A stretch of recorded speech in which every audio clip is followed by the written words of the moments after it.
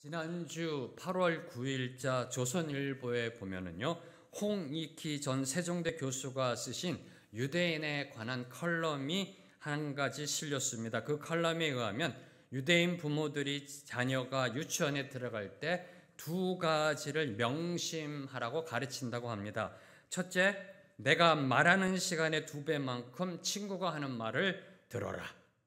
사람은 누구나 장점과 단점이 있습니다. 좋은 점과 허물이 있습니다. 친구의 단점과 허물이 아닌 그 장점과 강점을 찾아보기 위해선 친구보다 말을 더 많이 하지 말고 친구가 하는 말을 많이 들어야 한다라는 교훈입니다. 두 번째로는 어떤 경우에도 친구를 험담하지 말라. 유대 경전 미드라시를 보면요, 남을 헐뜯는 험담은 살인보다 위험하다. 남을 헐뜯는 험담은 살인보다 위험하다. 왜냐하면 살인은 한 사람밖에 죽이지 않으나 험담은 반드시 3사람을 죽이게 되어 있기 때문이다. 곧 험담하는 본인 자신, 그 험담을 말리지 않고 듣고 있는 사람, 그리고 그 험담의 대상이 되는 사람, 3사람을 죽이는 것이 바로 험담이기 때문에 유대인들은 유대인의 자녀가 유치원에 들어갈 때 친구들을 험담하지 말라라고 교훈하고 있다라고 합니다. 지금 제가 이 유대 교훈을요, 설교에 인용하고 있는 곳은 혹시 저와 여러분이 다른 사람의 말을 경청하지 않아, 귀담아 듣지 않아, 내 할 얘기만 함으로 인하여 혹시나 실족하게 될까봐, 혹시나 저와 여러분이 다른 사람을 험담하다가 걸려 넘어질까봐 미리 대비하자라고 저도 여러분과 함께 이 유대인의 교훈을 나누고 있는 겁니다. 미리 대비하자.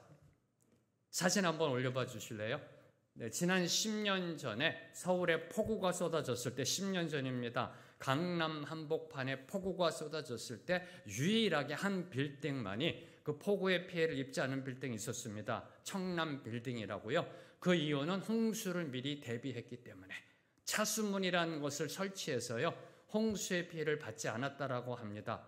자, 그러면 지난주 월요일 날 서울에 폭우가 쏟아졌을 때, 강남 한복판이 물난리가 났을 때 이 빌딩은 어떻게 하였을까요? 한번 동영상 보여주시기 바랍니다. 차가 잠겼는데 왜 못 가요 지금? 오늘 말씀 속 예수님도요, 제자들에게 앞으로 일어날 환난에 대해 대비할 것을 촉구하십니다. 미리 대비하라. 1절 말씀을 보면은 내가 이것을 너희에게 이름은 너희로 실족하지 않게 하려 함이니, 내가 이것을 지금 미리 말하고 있는 것은 너희로 하여금 나중에 넘어지지 않게, 실족하지 않게 하려 하는 것이다라고 말씀하고 계십니다. 예수님은 십자가 지시기 전날 밤을 제자들과 함께 보내시면서 예수님 자신이 떠나야 하는 이유와 떠난 이후에 제자들이 겪게 될 핍박에 대해서 말씀해 주셨습니다. 자, 특히 제자들이 겪게 될 핍박에 대해 미리 말씀해 주신 것은 그 핍박이 닥쳤을 때, 그 핍박이 임했을 때 넘어지지 않도록, 실족하지 않도록 하기 위한 것이었습니다. 미리 대비하라, 영적 차수문을 세우라 라는 그러한 의미로 말씀하신 겁니다. 이 말씀하신 대로 예수님이 부활 승천하신 후에 제자들은 많은 시련과 박해를 받았습니다. 교회는 세상의 핍박을 받았습니다. 1세기 유대의 역사가 요세푸스가 쓴 교회사를 보면요, 사도 요한을 제외한 나머지 사도들은 모두 다 순교당하였다라고 기록되어 있습니다. 그런데 놀라운 사실은 제자들이 그러한 핍박을 받으면서, 또 핍박 속에 임하면서도 고통을 당하면서도 그 핍박을 당연한 것으로 여기고 핍박으로 인하여 결코 믿음을 저버리지 않았다는 사실입니다. 왜요? 예수님이 미리 말씀해 주셨기 때문에. 미리 말씀해 주셨기 때문에, 핍박이 올 것을 알고 있었기 때문에 담대하게, 당당하게 그 핍박 앞으로 나아갈 수 있었던 겁니다. 이 세상에서 예수님의 증인으로 살아간다는 것, 목사로서 고백합니다. 쉽지 않은 일입니다. 하나님의 백성으로 이 세상을 살아간다는 것 쉽지 않은 일입니다. 이는 성경의 기록뿐만 아니라 기독교의 역사도 증명합니다. 교회의 역사, 교회사는 한마디로 순교사라 할 만큼 박해의 역사였습니다. 지난 2000년을 보면요, 교회의 역사는 박해의 역사였던 겁니다. 오늘 우리 믿는 자들 또한 예수님을 믿음으로 인해서요, 언제든 시련과 고난을 당할 수 있습니다. 우리를 실족하게 만드는 고통과 환난을 우리가 경험할 수도 있습니다. 그런 시련과 고난이 우리의 인생 속에 찾아올 수도 있습니다. 그래서 오늘 말씀 4절에서 주님은 다시 한번 앞으로 다가올 핍박에 대해 대비할 것을 촉구하십니다. 영적 차순문을 세울 것을 촉구하고 계십니다. 오직 너희에게 이 말을 한 것은 너희로 그 때를 당하면 내가 너희에게 말한 이것을 기억나게 하려 하며, 그 때를 당하면, 그 때가 임하면 너희로 하여금 내가 지금 이 한 말 기억나게 해서 미리 대비하고자 하는 것이다라고 말씀하신 겁니다. 자, 그러면 그 때를 당하면, 핍박의 때가 오면 어떤 일이 일어나는지요? 그 때를 당하면 어떠한 일이 일어나는지요? 2절 말씀, 오늘 2절 말씀 함께 읽겠습니다. 시작. 사람들이 너희를 출교할 뿐 아니라 때가 이르면 너희를 죽이는 자가 생각하기를 이것이 하나님을 섬기는 일이라 하리라. 예수님의 제자들이 받게 될 핍박, 예수님이 미리 대비하라라고 한 그 핍박, 출교와 순교입니다. 출교와 순교입니다. 너무나 심한 핍박이고요, 정말 감당하기 어려운 그러한 박해입니다. 첫 번째로 너희를 출교할 뿐 아니라, 출교라는 것은 문자적으로 회당에서 쫓겨난다는 의미입니다. 유대인 회당에서 쫓겨난다라는 겁니다. 그러나 유대인 사회에서 회당에서 쫓겨난다는 것은 단순히 종교적인 영역에만 국한되는 것이 아닙니다. 유대 공동체에서 추방된다라는 그러한 의미가 바로 출교라는 의미입니다. 더 이상 유대법의 보호를 받지 못합니다. 이방인과 같은 취급을 당합니다. 직장에서 쫓겨납니다. 유대 회사에 취직을 할 수도 없습니다. 심지어 가족들에게 배척당하게 된다라는 의미가 바로 이 출교라는 단어입니다. 다시 말해 유대인들에게 출교는 단순히 더 이상 회당에 나오지 마, 더 이상 회당에 나오지 마, 너는 우리랑 같이 예배 드릴 수 없어가 아닙니다. 종교적 사형이자 사회적 사형입니다.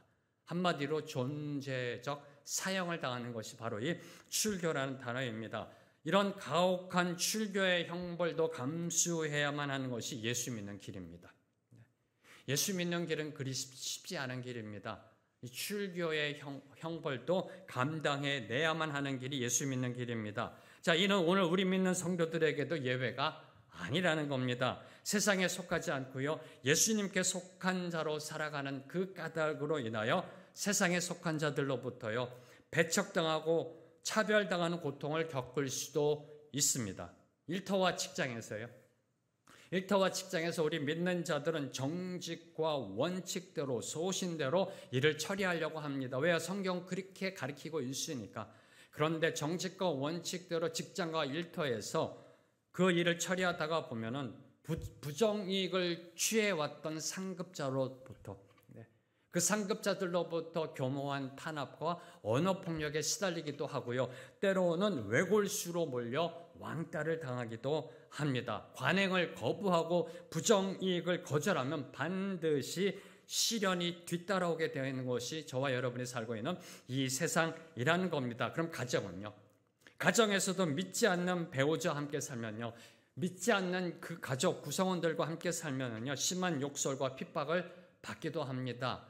과거에는 주로 부모님, 아버지로부터 그런 심한 핍박을 받았는데 교회 간다고, 요새 보면 주로 믿지 않는 배우자들로 인하여 심한 핍박을 받고 심지어 폭력까지 당하기도 하고요, 그리고 신실하지 못한 배우자의 삶으로 인해 온갖 마음고생을 하기도 합니다. 그게 우리 믿는 자들의 그 삶의 모습일 수도 있습니다. 그럴 때마다 우리의 신앙이 우리에게 요구하는 것, 양자택일이라는 겁니다.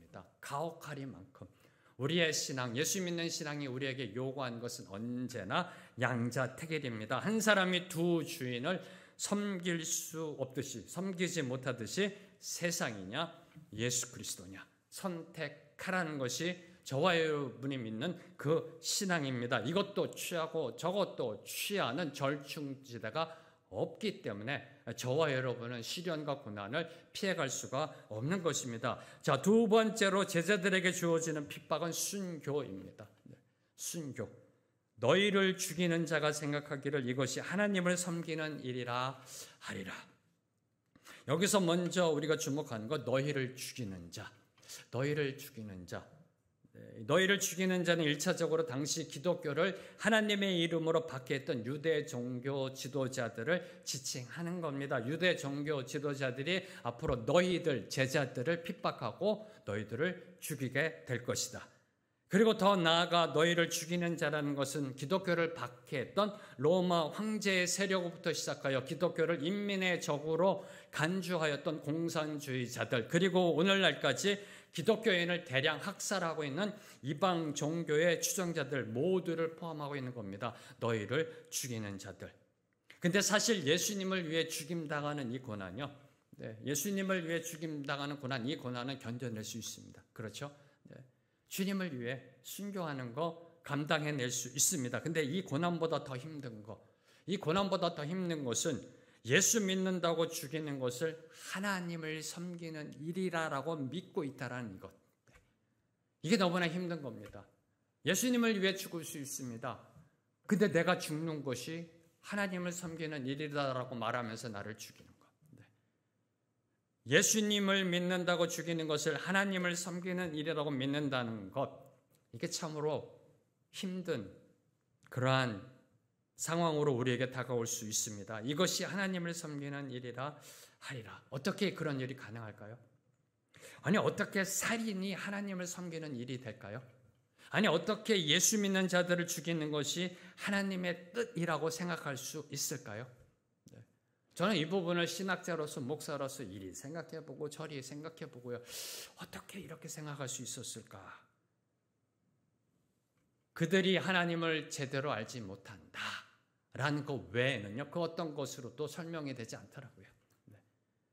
사람을 죽이는 것이 하나님을 섬기는 것이, 하나님 섬긴다는 건 예배한다는 겁니다. 살인이 하나님을 예배하는 것이다. 하나님을 섬기기 위해서는 예수 믿는 자들을 죽여야 한다.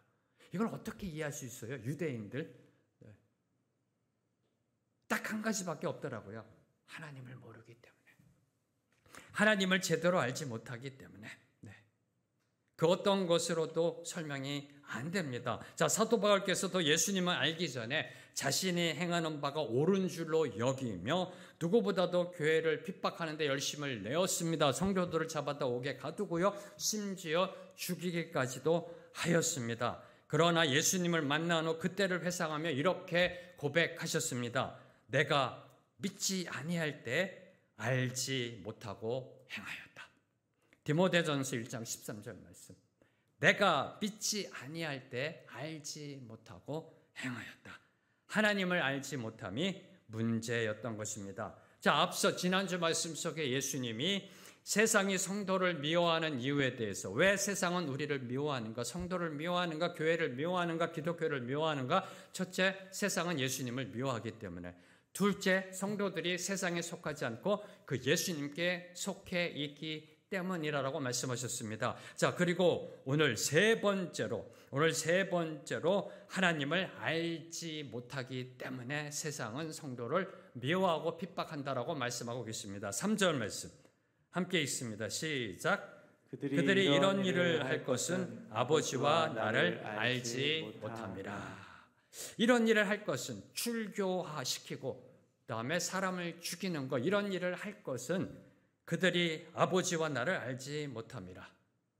당시 유대인들이 예수님의 제자들과 교회를 핍박한 것은 그 가장 근원적인 이유는 바로 그들의 영적 무지에 있었다는 겁니다. 영적 무지. 그들은 예수님에 대해서만 무지한 것이 아니라 하나님에 대해서도 무지하였던 것입니다. 자, 누구보다도 하나님을 잘 알고 있을 것 같은 유대인들이죠.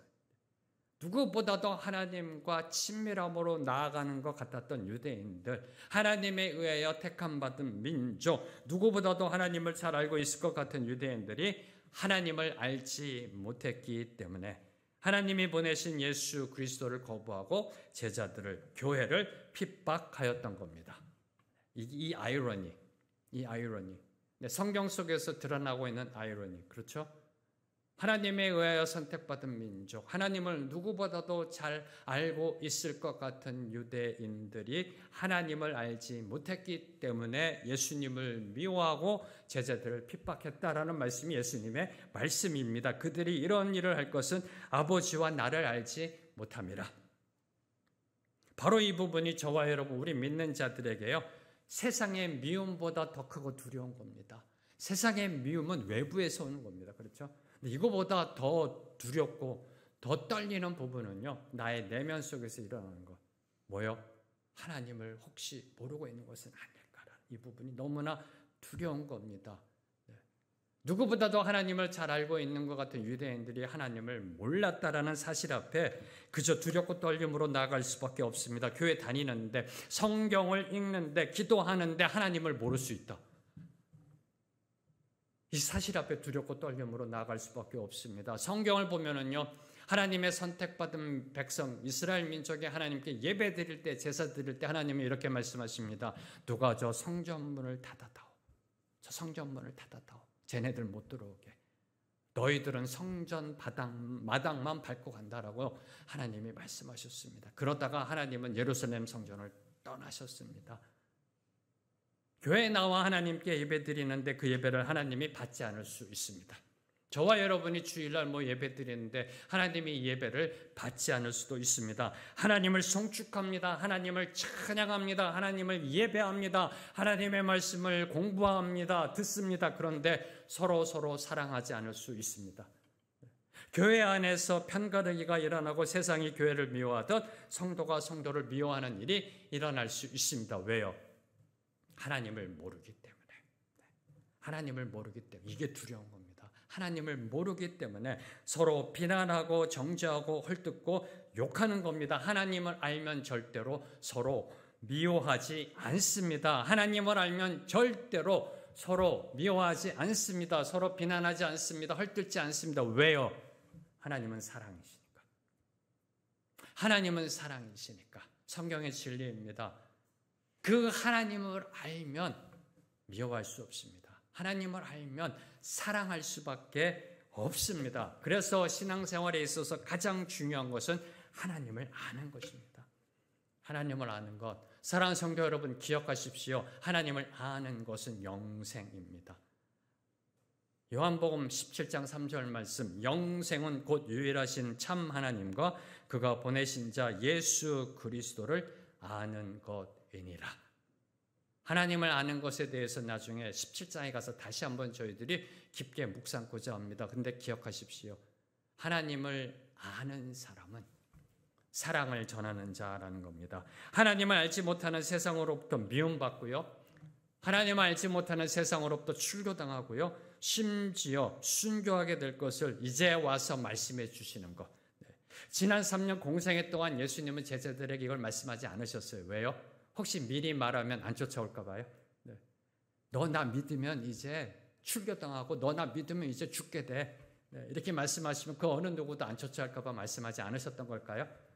이제 와서 말씀하시는 것 4절에 보면은 지금까지 주님이 함께 계셨기 때문에, 주님이 함께 계셨기 때문에 그 핍박에 대해서 미리 말씀하지 않으셨다라고 주님은 말씀하십니다. 그러나 이제 주님이 떠날 때가 되었으므로 이후로는 제자들과 함께 계실 수 없기 때문에 앞으로 핍박과 박해가 닥쳐온다 할지라도 실족하지 말라라고 권면하신 겁니다. 지금은 주님이 함께 하셨습니다. 제자들과 함께 하셨습니다. 그 핍박과 환난 속에 주님과 함께 나아감 속에 그것을 이겨낼 수 있었습니다. 그래서 미리 말씀해 주실 필요가 없었던 겁니다. 그런데 이제 그 삶 속에 이 영적 홍수가 내려온다라는 겁니다. 그래서 차수문을 설치하라고 지금 주님이 말씀하고 계시는 겁니다. 주님이 미리 경계해 주지 않으셨다라면은 그들은 자신들에게 주어지는 박해, 특히 하나님의 이름으로 핍박할 때 실족하였을 겁니다. 차수문을 세우지 않았으면은 폭우가 쏟아졌을 때 그 청남 빌딩도 예외 없이 홍수 피해를 봤을 겁니다. 예수님은 과연 하나님의 아들인가라며 의심했을 겁니다. 왜요? 하나님의 이름으로 핍박하니까, 하나님을 섬기는 것이라고 하면 자신들을 죽이니까. 실족했을 겁니다. 주님이 미리 말씀해 주시 않으셨더라면 우리가 믿었던 예수님이 주이신가? 그리스도이신가? 하나님의 아들이신가? 실족하며 의심하며 실족할 수 있었을 겁니다. 그러나 주님께서 자신의 떠남을 미리 말씀해 주셨습니다. 모든 걸 알고 계시는 주님께서 그들에게 닥칠 핍박과 박해마저 출교와 순교에 대해서 미리 예언해 주심으로 인하여 제자들은 후에 핍박의 과정을 겪어 나아가면서 그 과정이 비록 그 하루하루가 너무나 힘들었을 거고요. 그 핍박 속에 있으면서 그 고통이 너무너무나 힘들 수도 있지만 어떤 생각을 했을까요? 야, 우리 서로 힘내자. 주님이 말씀하셨잖아. 역시 주님이 말씀하신 대로 되는구나. 우리가 지금 이 아픈 거, 우리가 고통받는 거, 지금 우리가 출교당한 거, 지금 우리가 내일 모레면 저 십자가 처형으로 나아가는 거, 화양당하는 거 다 주님이 말씀하신 거야. 앞을 내다보셨잖아. 그 주님이 뭐라고 그러셨어? 십자가의 승리로 나아갈 때 영생의 축복이 있다고 그랬잖아. 그러면서 그 과정을 겪고 나아갔을 겁니다. 핍박이 임하는 과정을 뚫고 나아가며 미리 말씀해 주셨기 때문에 하나님의 뜻을 이루는 과정이구나. 예수님의 말씀대로 이루어지는 과정임을 믿고 견디어 냈을 겁니다. 육적으로는 힘들지만 영적으로는 참고 인내하며 견디어 냈을 겁니다. 바로 이 신앙의 여정을 헤쳐나가는데 반드시 필요한 것. 이 고통과 시련 속에 십자가를 붙잡고 복음의 진리를 붙잡고 나아가는데 반드시 필요한 거, 성령의 견인이라는 겁니다. 성령의 이끄심, 성령의 인도하심이 반드시 필요한 겁니다. 그래서 주님은 제자들에게 다시 한번 보혜사 성령께서 강림하실 것을 예언하셨던 겁니다. 앞서 말씀하시고 이제 한 번 더 14장에서도 주님은 성령께서 오실 것을 말씀해 주셨습니다. 근데 한 번 더 강조하시고 계시는 겁니다. 자, 먼저 6절을 보면은요.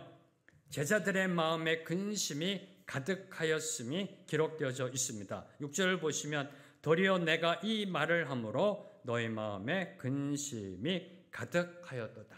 근심이 가득하였도다. 제자들의 마음속에 근심 충만, 근심이 가득 차 있는 상태. 무엇 때문에요? 내가 이 말을 함으로.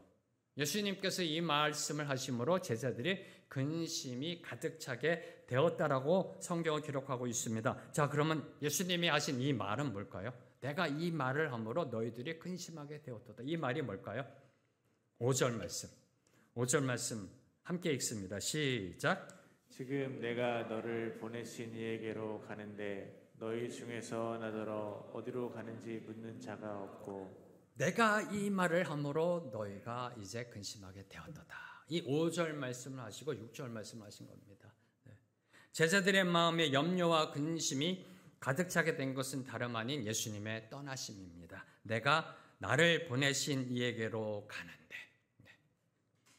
이 대목에서 저와 여러분이 놓치지 말아야 될 두 가지 중요한 영적 교훈이 있습니다. 첫째, 당시 제자들이 취했어야 할 것은 근심이 아니라 질문이라는 겁니다. 근심이 아니라 질문했어야만 했다는 겁니다.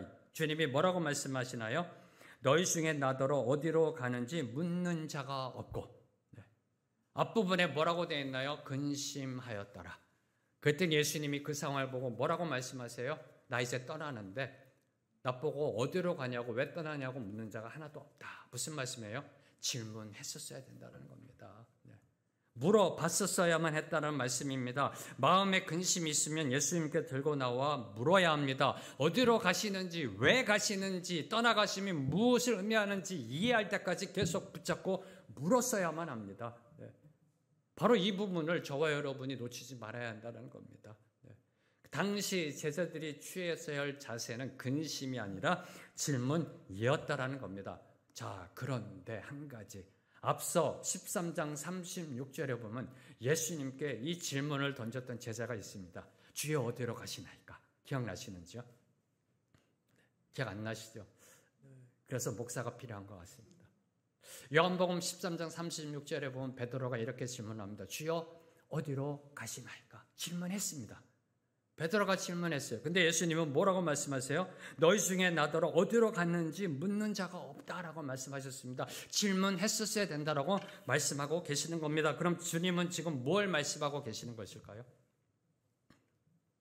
자, 앞서 베드로의 질문은요, 예수님이 어디로 가시는지, 떠나가심이 무엇을 의미하는지 알고 싶어 한 질문이 아니었었습니다. 주님 어디로 가십니까? 좋습니다. 어디로 가시든 저는 따라갈 겁니다. 네. 동으로 가세요? 저 동으로 따라갈 거고, 서쪽으로 가세요? 저 따라갈 겁니다. 목숨 걸고 따라갈 겁니다. 주님 걱정하지 마세요. 제가 쫓아갑니다. 이러한 인간적인 의를 나타내는 질문이었던 겁니다. 예수님이 어디 가시는지, 그 가시는 것이 무엇을 의미하는지 예수님 입장에서 질문을 던진 게 아니라 자기 자신의 입장에서 내가 이만큼 주님을 따릅니다 라는 의를 나타내기 위한 질문입니다. 베드로에게는 주님이 어디 가시는지 그것이 관심사가 아니었고요. 어디 가든지 제가 쫓아가니까 주님 걱정하지 마세요. 이 인간의 의를 드러내는 질문이었던 겁니다. 예수님은 제자들에게 떠나실 것을 거듭 말씀하셨습니다. 왜요? 못 알아들으니까. 요한복음에서도 계속 말씀하시잖아요. 거듭 말씀하신다는 거는요. 왜 어르신들께서 잔소리하신 줄 아세요? 못 알아들으니까. 계속해서 잔소리하게 되는 겁니다. 거듭 말씀하셨습니다. 그것이 마음에 걸렸다면 예수님께 물어야만 했습니다. 마음속으로 근심만 할 것이 아니라 왜 자신들을 떠나가시는지, 자신들을 버려두고 어디로 가시는지, 떠나가심이 무엇을 의미하는지 이해할 때까지 계속 붙잡고 예수님께 질문했어야만 한다는 겁니다. 이는 오늘 우리에게도 동일하게 요구됩니다. 저와 여러분이 이 땅을 살아가며 취해야 할 것은 염려와 근심이 아니라는 겁니다. 혹시 사랑하는 성도 여러분, 여러분의 심령 속에, 마음속에 염려와 근심이 있으시는지요? 여러분의 삶 속에 염려와 근심이 있으시는지요? 주님께 나아가 질문하세요. 네. 그냥 염려 붙잡고 근심 붙잡고 아이고 이거 어떡하면 좋나, 새벽에 나와 하나님 앞에 무릎 기도하고 나서 기도 딱 끝나자마자 아이고 이거 어떡하나, 주여 지켜주시옵소서, 주여 해결해 주시옵소서, 기도 끝나면 아이고 이거 어떡하나. 그게 아니라 염려 근심하는 것이 아니라 주님께 나아가 질문해야 한다는 겁니다. 이 일이 왜 생겼는지, 이것이 나에게 어떤 의미가 주어지는 건지, 이를 통해 나에게 말씀하시는 것이 무엇인지 주님께 나아가 질문해야 한다는 겁니다. 언제까지 이해될 때까지 계속해서 주님께 붙잡고 질문하며 물어야 된다는 겁니다. 오늘 우리에게 필요한 것은 마음의 근심이 아닙니다. 근심을 붙잡고 있는 것이 아닙니다. 주님의 말씀을 듣는 겁니다. 오늘 저와 여러분 이 땅을 살아가면서도 반드시 취해야 할 자세는요, 근심, 걱정이 아니라 주님의 말씀을 듣는 겁니다. 주님의 말씀을 들으면 모든 것이 해결될 줄로 믿습니다. 그분의 말씀이 능력이니까요. 그분의 말씀이 생명이니까요. 그분의 말씀이 은혜이니까요. 자, 두 번째로 저희들이 묵상하는 것은 지금까지 제자들은 모든 것을 예수님께 전적으로 의존하며 어디까지 쫓아왔나요? 예루살렘까지 쫓아 따라왔습니다. 모든 것을 버렸습니다. 생업도 버렸고요, 가족도 버렸고요, 배도 버렸고 그물도 버렸습니다. 셀이라는 직업도 버렸고요, 모든 것 버리고 올인하여 예수님을 따라왔습니다. 자신의 인생의 모든 것을 걸었습니다. 그렇게 삶의 전부였던 예수님, 한번 생각해 보세요. 제자들의 입장에서 올인하며 삶의 전부였던 예수님이 이제 떠나가신대요. 자신들을 떠나가신대요. 어디까지 왔는데? 이제 예루살렘까지 왔는데, 고지가 바로 저 앞인데, 이제 혁명하면 되는데, 이제 쿠데타 일으키면 되는데, 예수님의 지금까지 보여주신 능력으로는 한순간에 뒤집어 엎을 수 있는데, 로마 제국 몰아내고 썩어 빠진 종교 지도자들 몰아내고 새 정부 세울 수 있는데, 예수님을 왕으로 세울 수 있는데, 고지가 바로 저 앞인데 떠나신대요. 떠나신다고 말씀하시자 제자들은 질문도 하지 못할 정도로 근심의 수렁 속에 빠지게 된 겁니다. 이제 우리는 어떻게 되는 거지? 이제 우리는 뭘 해야 되지? 근심의 멘붕에 빠지게 된 겁니다. 예수님이 떠나가시면, 아니 계시면 무엇을 해야 할지, 어디로 가야 할지 우왕좌왕 갈팡질팡 근심의 멘붕 속으로 빠지게 된 겁니다. 이것이 세상의 미움보다 우리 믿는 자들에게 더 큰 영적 위기이자 도전이라는 겁니다. 이것이 저와 여러분에게 세상의 믿음보다 더 심각한 영적 위기가 된다는 겁니다. 육의 신앙에서 영의 신앙으로 나아가야 합니다. 다시 말해 보이는 것을 믿는 신앙에서 보이지 않는 것을 믿는 신앙으로 나아가야 합니다. 지금까지는 보이는 예수 그리스도를 3년 동안 따라왔습니다. 이제 보이지 않는 예수님의 영을 따라가는 신앙으로 나아가야 하는데 계속해서 제자들은 육의 신앙에 머물러 있었던 겁니다. 계속해서 봐야만 했던 겁니다. 뭔가 손에 잡아야만 안심이 됐던 겁니다. 예수님이 옆에 계셔야만 뭔가를 할 수 있는 그러한 육의 신앙에 머물러 있었던 겁니다. 지금까지 눈에 보이는 것만을 붙잡고 예수님을 예루살렘까지 쫓아왔습니다. 그런데 이런 신앙으로는 절대로 예수님을 따라 골고다 언덕까지 나아갈 수 없습니다. 이런 신앙은, 육의 신앙은요, 죽었다 깨어나도요, 예수님을 쫓아 이제 골고다 언덕까지 쫓아갈 수가 없습니다. 예루살렘에서 좌초하거나 표류하게 되어 있습니다. 이 육의 신앙에서 영의 신앙으로 나아가지 못하면 그 예루살렘에서 좌초합니다. 고지가 바로 적인데라고 생각했던 그곳에서 좌초하거나 표류하는 삶을 살게 되는 겁니다. 바로 그 좌초하는 모습이 이제 몇 시간 뒤면 속속히 드러나게 됩니다. 예수님을 버리고 도망칩니다. 예수님을 모른다고 3번이나 부인합니다. 뿔뿔이 흩어져 제 목숨 하나 건지겠다고 꽁꽁 숨어 버립니다. 그들이 예수님의 제자들이었습니다. 그들이 예수님께 질문하지 못하고 마음속에 근심만 품었던 그들입니다. 예루살렘에서 좌초해버린 그 모습, 이런 제자들이 다시 일어날 수 있는 것, 이런 제자들에게 꼭 반드시 필요한 것은 성령의 강림이었던 겁니다. 성령의 임재였던 겁니다. 성령의 이끄심이었던 겁니다. 7절 말씀 함께 읽습니다. 시작. 그러나 내가 너희에게 실상을 말하노니 내가 떠나가는 것이 너희에게 유익이라. 내가 떠나가지 아니하면 보혜사가 너희에게로 오시지 아니할 것이요 가면 내가 그를 너희에게로 보내리니. 예수님은 근심으로 가득 찬 제자들에게 이렇게 말씀하십니다.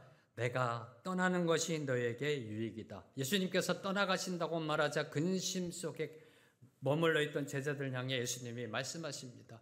내가 떠나는 것이 너희에게 유익이다. 이 부분이 이해되세요? 예수님이 우리랑 함께 계셔야 유익 아니에요? 예수님이 우리와 함께 계셔야 유익이지 어떻게 떠나는 것이 유익인가? 이에 대해서 예수님은 이렇게 말씀하십니다.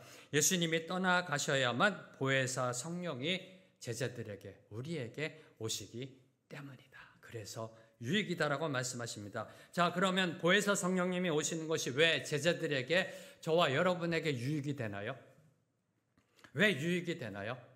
이 부분에 있어서 가장 본질적인 거 2가지만 함께 나누고 오는 말씀을 맺도록 하겠습니다. 자, 첫째, 성령님이 오시면 제자들과 영원히 함께 하시기 때문에 더 이상의 주님과의 이별이 없기 때문에 앞서 14장 16절에 보면은 요한복음 14장 16절에 보면 주님은 이렇게 말씀하셨습니다. 내가 아버지께 구하겠으니 그가 또 다른 보혜사를 너희에게 주사 영원토록 너희와 함께 있게 하리니.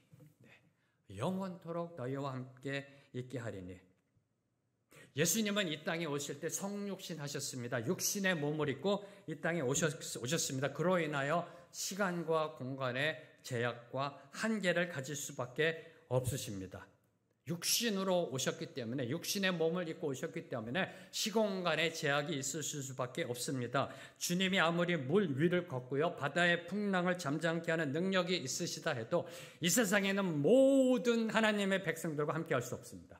왜요? 육신의 몸을 입고 오셨기 때문에. 그래서 하나님이 우리와 영원히 함께하고 계신다라는 그 성경에서의 약속, 구약부터 선포되었던 그 임마누엘의 약속을 실현하기 위해서는 이제 다른 차원의, 다른 방식으로 주님이 우리에게 오셔야만 했던 겁니다. 임마누엘의 약속, 하나님이 우리와 영원히 함께하고 계신다라는 이 약속, 성경이 지금까지 계속해서 선포했던 그 하나님의 언약을 이루기 위해서는 또 다른 차원으로 우리에게 오셨어야만 합니다. 다른 방식으로 우리에게 오셨어야만 합니다. 그것이 바로 그리스도의 영, 성령의 강림이었던 겁니다. 성령님께서 오시지 않았다면 오늘 우리가 어떻게 개인적으로 예수님을 만날 수 있었을런지요. 성령님이 오시지 않았다면 여러분이 어떻게 예수님을 만날 수 있을런지요. 한번 잘 생각해 보세요. 무슨 말이냐고요? 만약에 예수님이 오늘도 성육신 하신 그대로 이 땅에 계신다면, 만약에 예수님이 성육신하신 그대로 육신의 몸을 입고 이 땅에 그대로 살아 계신다면 저와 여러분이 예수님을 만나기 위해 얼마나 기다려야 할까요? 번호표 딱 뽑고 기다려야 될 거요. 이 세상에 있는 모든 예수 믿는 사람들, 캐톨릭 다니는 사람들, 심지어 타 종교 다니는 사람도 예수 한번 만나보자. 세상의 현자들, 정치가들, 대통령들 예수님 한번 만나보자 하고서 웨이팅 라인 딱 뽑아놓고 기다리지 않을까요? 네. 실력 있는 자들 한 번 만나나요? 뭐 1년, 2년, 10년마다 한 번 더 만나고 그렇게 하지 않을까요? 네. 저와 여러분이 만약에 예수님이 이 땅에 계신다면 예수님을 만나기 위해 얼마나 오래 기다려야 될까요? 아니, 평생에 예수님을 만날 수는 있을까요? 아니, 예수님을 만난다 할지라도 몇 분 정도 예수님과 만나 대화할 수 있을까요? 한번 생각해 보세요. 네. 그래서 예수님의 영이신 성령님을 보내주신 겁니다. 그래서 유익이라는 겁니다. 예수님이 영으로 오셨기 때문에 오늘 우리 모두가 주님과 24시간 365일 동행할 수 있는 것입니다. 이것이 바로 저와 여러분에게 유익이라는 겁니다. 두 번째로 왜 유익인가? 성령이 오시면 소귀의 경읽기에 불과했던 주님의 말씀이 이제 하나 둘 생각나고요. 깨달아지기 때문입니다. 앞서 요한복음 14장 26절에 주님이 뭐라고 그러셨나요? 성령님이 오시면 성령님은 모든 것을 가르치시고 예수님이 지금까지 하신 모든 말씀을 생각나게 하게 할 것이다. 이래서 유익이라는 겁니다. 성령이 임하시면 이제 깨닫게 됩니다. 왜 주님이 이 땅에 오셨는지, 무엇을 이루고자 하셨는지, 왜 자신들을 제자로 부르셨는지, 왜 저와 여러분을 하나님의 백성으로 삼아 주셨는지 이게 깨달아진다는 겁니다. 그리고 마침내 주님의 뜻에 합당하게 쓰임받게 된다는 겁니다. 한마디로 저와 여러분이 이 세상을 왜 살아가는지에 대해서, 왜 이 땅을 살아가야 하는지에 대해서 그 분명한 목적의식과 방향의식을 갖게 되기 때문에 유익이 된다는 겁니다. 자, 그저 세월 가는 대로 정처 없이 살아가는 것이 아니라는 겁니다. 그냥 세월 가는 대로 정처 없이 이리 비틀 저리 비틀 살아가는 것이 아니라 삶의 표대를 향해, 분명한 표대를 향해, 목적지를 향해 뚜벅뚜벅 나아가는 의미 있는 삶을 살아갈 수 있기 때문에 바로 유익한 것이다 라고 말씀하고 계신 겁니다. 자, 이렇게 주님이 말씀하신 대로 성령이 강림하시자 제자들의 삶이 변화되었습니다. 성경에 보면요, 그리고 성경 외 기독교 역사책을 봐도요, 성령이 임한 사람의 삶이 바뀝니다. 180도 바뀝니다. 그들이 가는 곳마다 주님이 함께하심, 예수님이 함께하심, 하나님이 함께하심의 증거들이 뒤따랐습니다. 성품이 변하고 인격이 변하고 초자연적인 기적들이 일어나고요. 증거가 뒤따랐습니다. 그 증거에 세상이 놀라며 사도행전을 보면 하루에 3,000명, 5,000명씩 주님 앞으로 나왔습니다. 성령이 함께 하시자 예수님을 3번이나 부인했던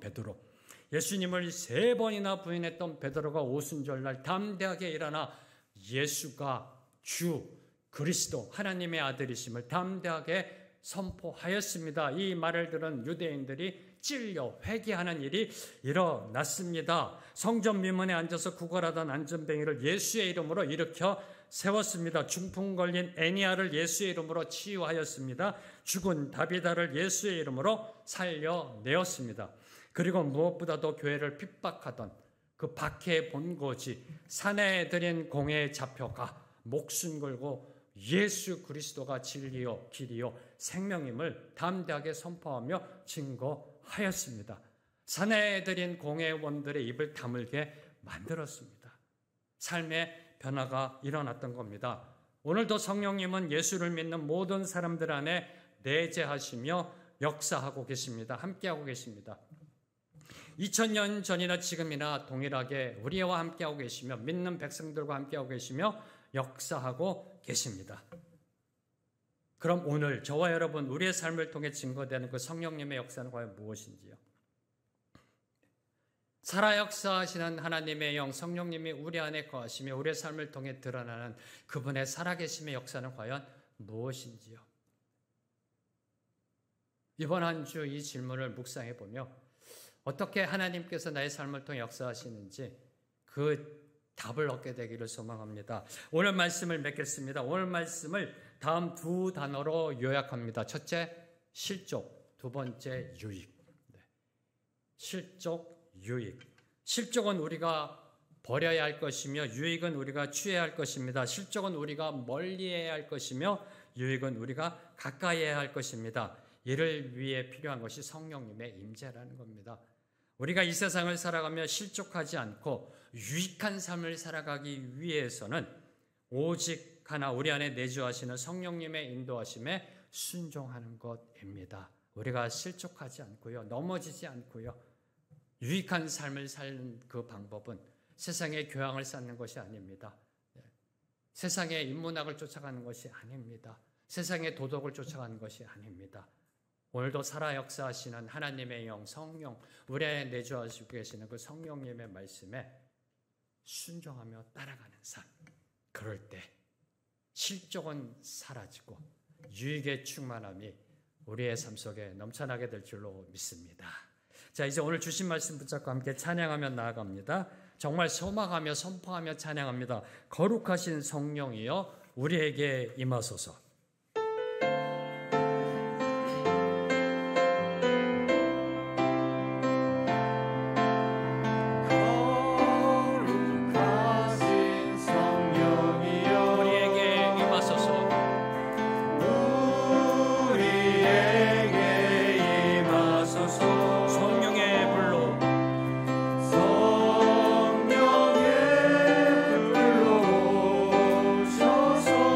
세상 헛된 마음